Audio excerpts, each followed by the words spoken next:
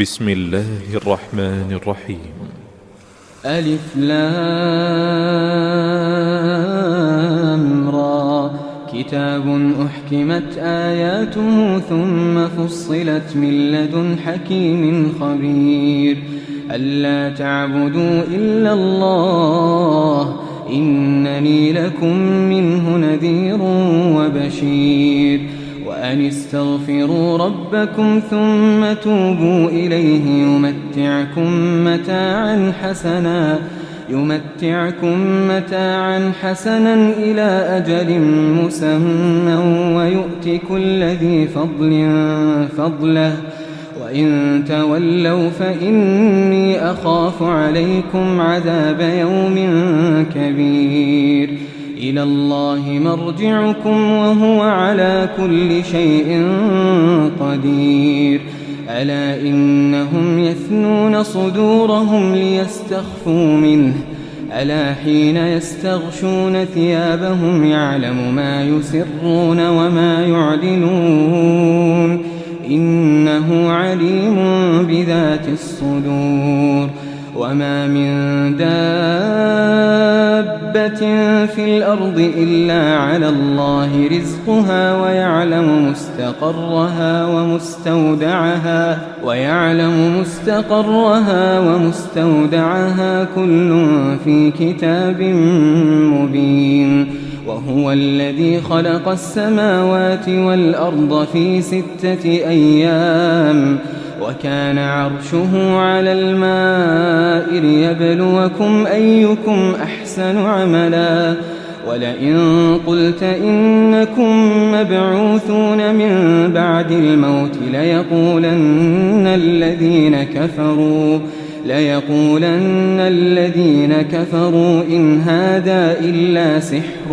مبين ولئن أخرنا عنهم العذاب إلى أمة معدودة ليقولن ما يحبسه ألا يوم يأتيهم ليس مصروفا عنهم وحاق بهم ما كانوا به يستهزئون ولئن أذقنا الإنسان منا رحمة ثم نزعناها منه إنه ليئوس كفور ولئن أذقناه نعماء بعد ضراء مسته ليقولن ذهب السيئات عني إنه لفرح فخور إلا الذين صبروا وعملوا الصالحات أولئك لهم مغفرة وأجر كبير فلعلك تارك بعض ما يوحى إليك وضائق به صدرك أن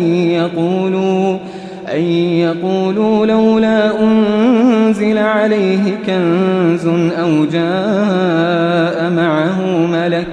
إنما أنت نذير والله على كل شيء وكيل أم يقولون افتراه قل فأتوا ب10 سور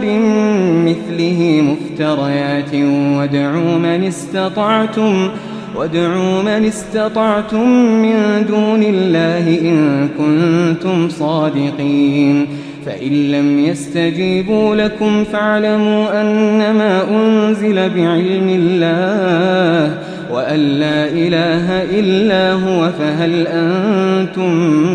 مسلمون من كان يريد الحياة الدنيا وزينتها نوفي إليهم أعمالهم فيها وهم فيها لا يبخسون أولئك الذين ليس لهم في الآخرة إلا النار وحبط ما صنعوا فيها وباطل ما كانوا يعملون أفمن كان على بينة من ربه ويتلوه شاهد منه ومن قبله كتاب موسى إماما ورحمة أولئك يؤمنون به ومن يكفر به من الأحزاب فالنار موعده فلا تك في مرية منه إنه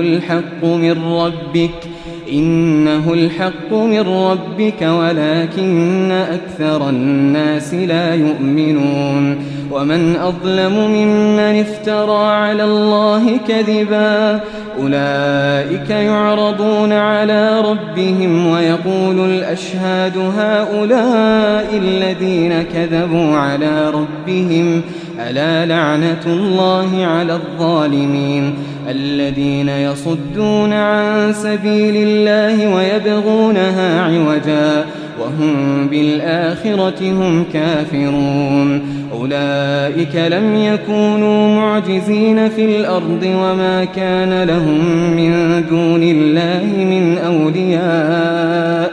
يضاعف لهم العذاب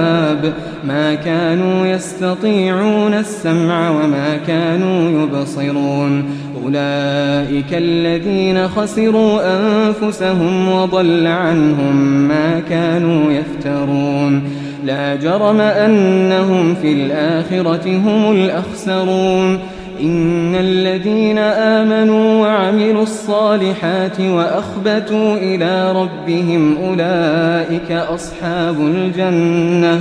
هم فيها خالدون مثل الفريقين كالأعمى والأصم والبصير والسميع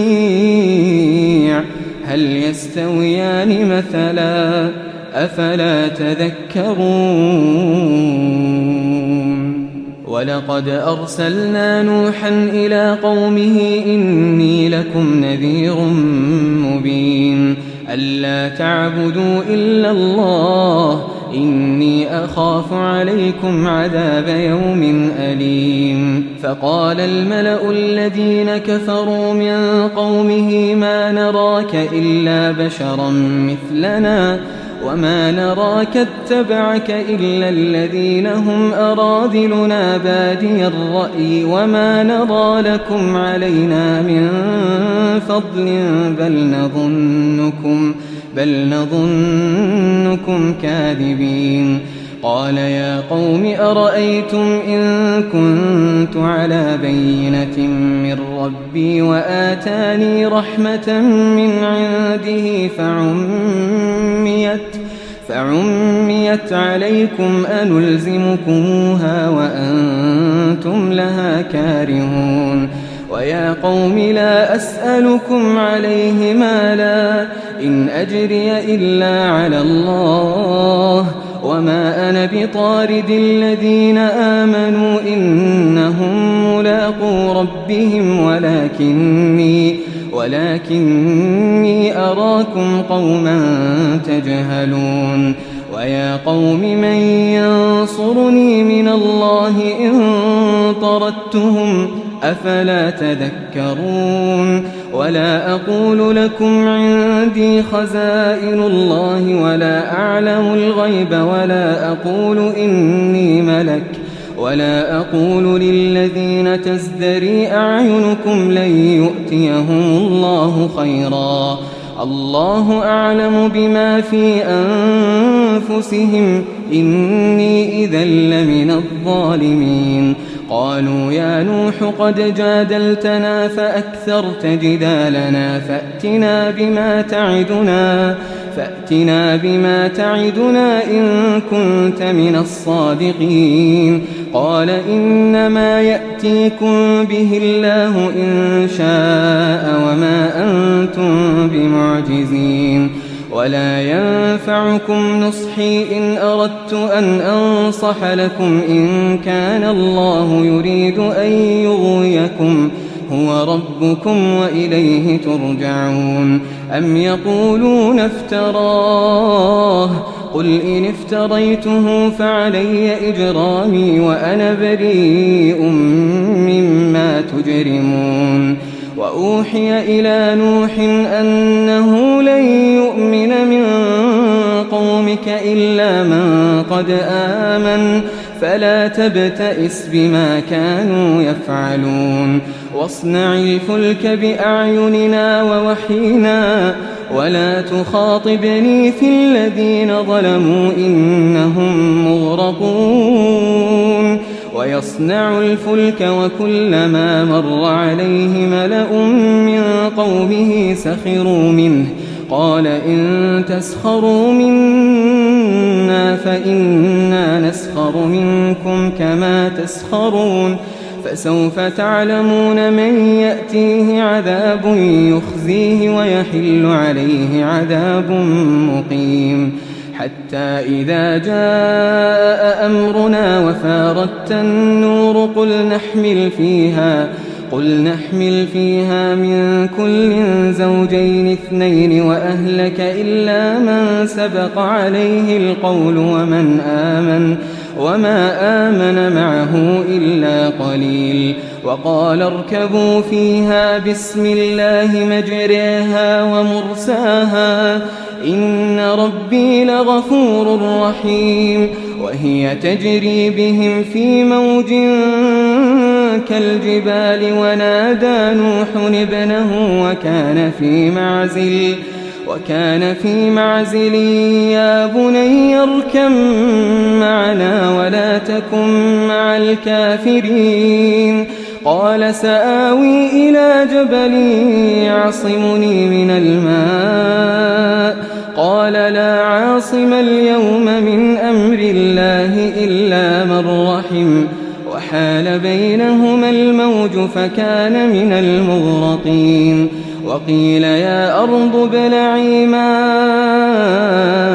ويا سماء أقلعي وغيض الماء وقضي الأمر واستوت على الجودي وقيل بعدا للقوم الظالمين ونادى نوح ربه فقال رب إن بني من أهلي وإن وعدك الحق وأنت أحكم الحاكمين قال يا نوح إنه ليس من أهلك إنه عمل غير صالح فلا تسألني ما ليس لك به علم إني أعظك أن تكون من الجاهلين قال رب إني أعوذ بك أن أسألك ما ليس لي به علم وإلا تغفر لي وترحمني أكن من الخاسرين قيل يا نوح اهبط بسلام منا وبركات عليك وعلى ممن معك وأمم سنمتعهم ثم يمسهم منا عذاب أليم تلك من أنباء الغيب نوحيها إليك ما كنت تعلمها أنت ولا قومك من قبل هذا فاصبر إن العاقبة للمتقين وإلى عاد أخاهم هودا قال يا قوم اعبدوا الله ما لكم من إله غيره إن أنتم إلا مفترون يا قوم لا أسألكم عليه أجرا إن أجري إلا على الذي فطرني أفلا تعقلون ويا قوم استغفروا ربكم ثم توبوا إليه يرسل السماء عليكم مدرارا ويزدكم قوة إلى قوتكم ولا تتولوا مجرمين قالوا يا هود ما جئتنا ببينة وما نحن بتاركي آلهتنا عن قولك وما نحن لك بمؤمنين إن نقول إلا اعتراك بعض آلهتنا بسوء قال إني أشهد الله واشهدوا أني بريء مما تشركون من دونه فكيدوني جميعا ثم لا تنظرون إني توكلت على الله ربي وربكم ما من دابة إلا هو آخذ بناصيتها إن ربي على صراط مستقيم فإن تولوا فقد أبلغتكم ما أرسلت به إليكم ويستخلف ربي قوما غيركم ولا تضرونه شيئا إن ربي على كل شيء حفيظ ولما جاء أمرنا نجينا هودا والذين آمنوا معه برحمة منا ونجيناهم من عذاب غليظ وتلك عاد جحدوا بآيات ربهم وعصوا رسله واتبعوا أمر كل جبار عنيد وأتبعوا في هذه الدنيا لعنة ويوم القيامة ألا إن عادا كفروا ربهم ألا بعدا لعاد قوم هود وإلى ثمود أخاهم صالحا قال يا قوم اعبدوا الله ما لكم من إله غيره هو أنشأكم من الأرض واستعمركم فيها فاستغفروه ثم توبوا إليه إن ربي قريب مجيب قالوا يا صالح قد كنت فينا مرجوا قبل هذا أتنهانا أن نعبد ما يعبد آباؤنا وإننا لفي شك مما تدعونا إليه مريب قال يا قوم أرأيتم إن كنت على بينة من ربي وآتاني منه رحمة فمن ينصرني من الله إن عصيته فما تزيدونني غير تخسير ويا قوم هذه ناقة الله لكم آية فذروها تأكل في أرض الله ولا تمسوها بسوء فيأخذكم عذاب قريب فعقروها فقال تمتعوا في داركم 3 أيام ذلك وعد غير مكذوب فلما جاء أمرنا نجينا صالحا والذين آمنوا معه برحمة منا ومن خزي يومئذ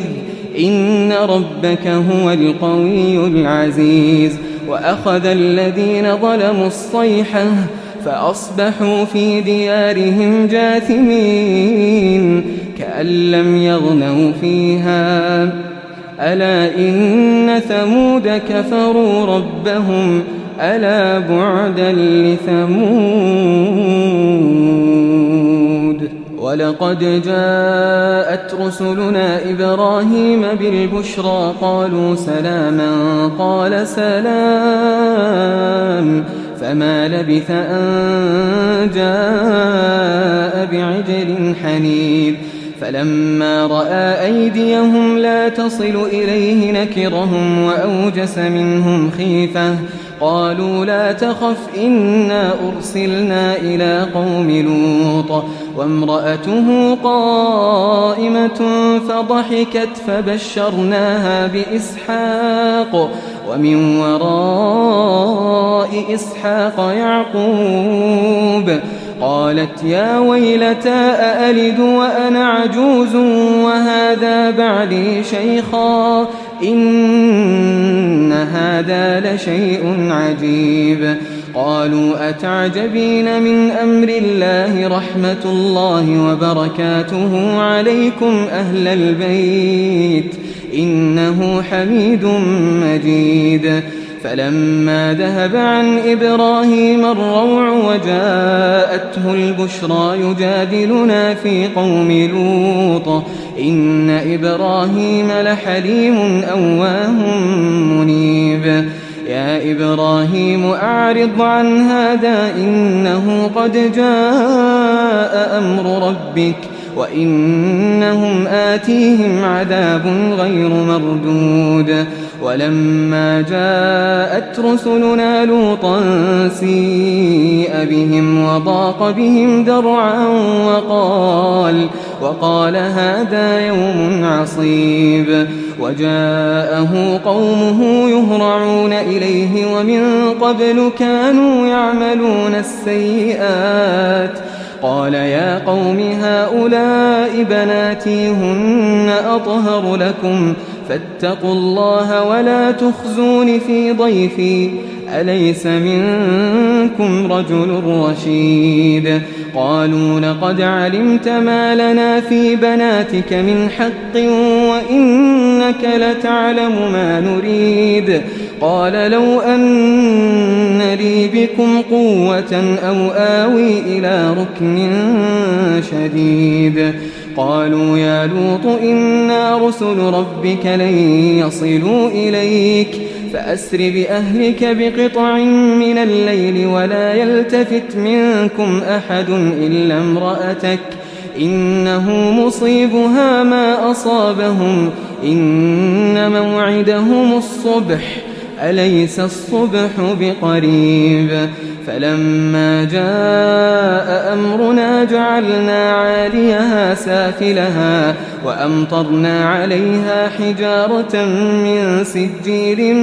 منضود مسومة عند ربك وما هي من الظالمين ببعيد. وإلى مدين أخاهم شعيبا قال يا قوم اعبدوا الله ما لكم من إله غيره ولا تنقصوا المكيال والميزان إني أراكم بخير وإني أخاف عليكم عذاب يوم محيط. ويا قوم أوفوا المكيال والميزان بالقسط ولا تبخسوا الناس أشياءهم ولا تعثوا في الأرض مفسدين. بقية الله خير لكم إن كنتم مؤمنين وما أنا عليكم بحفيظ. قالوا يا شعيب أصلاتك تأمرك أن نترك ما يعبد آباؤنا أو أن نفعل في أموالنا ما نشاء إنك لأنت الحليم الرشيد. قال يا قوم أرأيتم إن كنت على بينة من ربي ورزقني منه رزقا حسنا وما أريد أن أخالفكم إلى ما أنهاكم عنه إن أريد إلا الإصلاح ما استطعت وما توفيقي إلا بالله عليه توكلت وإليه أنيب. ويا قوم لا يجرمنكم شقاقي أن يصيبكم مثل ما أصاب قوم نوح أو قوم هود أو قوم صالح وما قوم لوط منكم ببعيد. واستغفروا ربكم ثم توبوا إليه إن ربي رحيم ودود. قالوا يا شعيب ما نفقه كثيرا مما تقول وإنا لنراك فينا ضعيفا ولولا رهطك لرجمناك وما أنت علينا بعزيز. قال يا قوم أرهطي أعز عليكم من الله واتخذتموه وراءكم ظهريا إن ربي بما تعملون محيط. ويا قوم اعملوا على مكانتكم إني عامل سوف تعلمون من يأتيه عذاب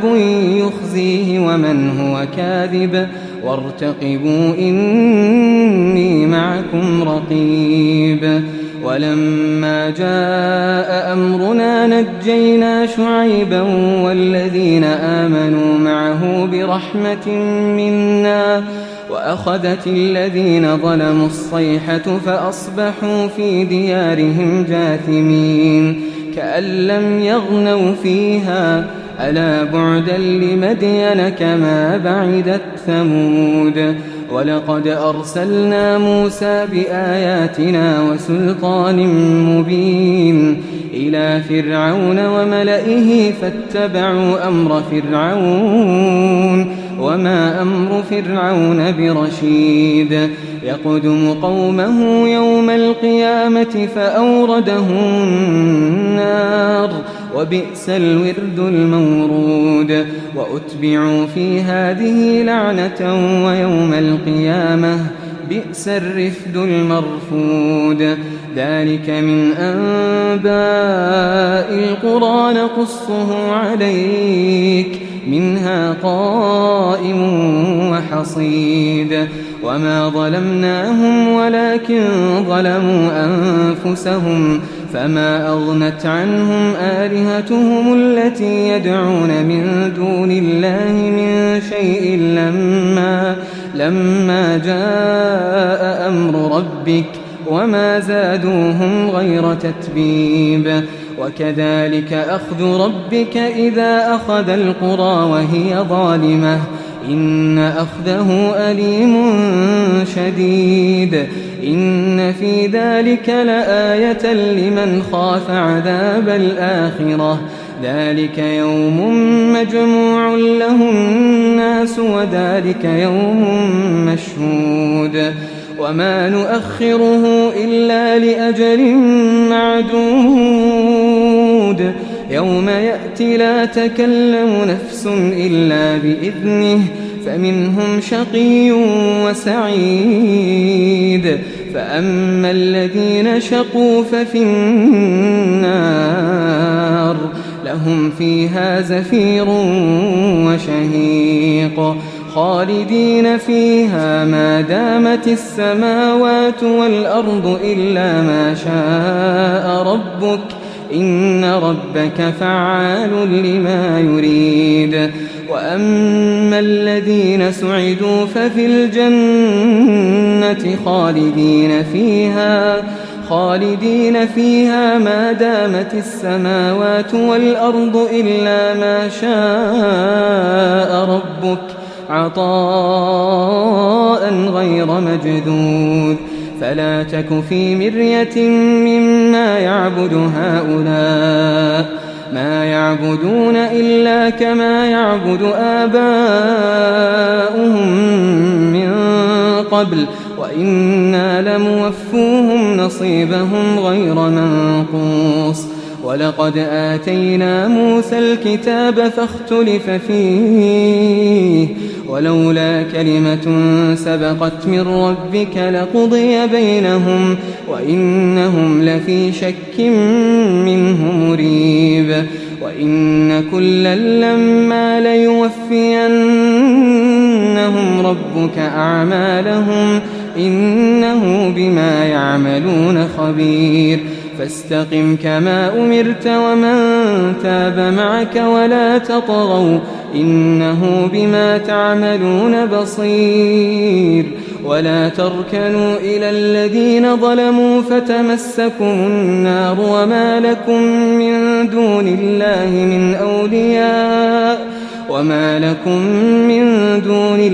من أولياء